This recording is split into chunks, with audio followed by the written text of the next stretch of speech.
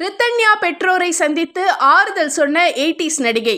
தமிழகத்தையே உலுக்கின பேர்தான் ரித்தன்யா. திருப்பூர் மாவட்டம் அவினாசியை சேர்ந்த அண்ணாதுரையுடைய மகள் தான் ரித்தன்யாவுக்கும் ஈஸ்வரமூர்த்தியுடைய மகன் கவினுக்கும் கடந்த ஏப்ரல் மாதம் திருமணம் முடிஞ்சது. கல்யாணமான வெறும் 2 மாசத்திலேயே கணவனால சொல்ல முடியாத அளவுக்கு பாலியல் தொல்லையும் அவருடைய குடும்பத்தால வரதட்சணை கொடுமைக்கும் ஆளான ரித்தன்யா ஒரு கட்டத்துல தாங்கிக்க முடியாம விஷம் குடிச்சு தற்கொலை செஞ்சுக்கிட்டாங்க. அதுக்கு முன்னாடி அவங்க கொடுத்த வாய்ஸ் மெசேஜ் பலரையும் கண்ணீர் விட செய்தது.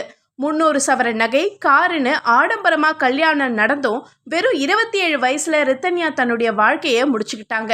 இதை தொடர்ந்து கவினுடைய மொத்த குடும்பத்தையும் போலீசார் அரெஸ்ட் பண்ணாங்க.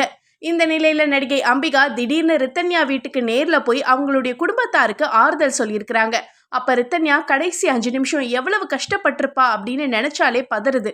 இந்த வழக்குல ஏன் உடனே நடவடிக்கை எடுக்கல, இதுக்கெல்லாம் கொடூரமான தண்டனை கொடுக்கணும்னு ரொம்ப ஆதங்கமா பேசினாங்க.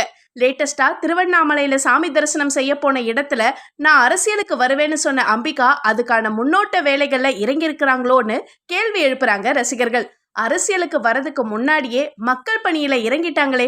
தற்கொலை எதுக்குமே தீர்வு கிடையாது. மனசு விட்டு பேசினாலே அந்த முடிவுல இருந்து எளிதா வெளியே வந்துடலாம்.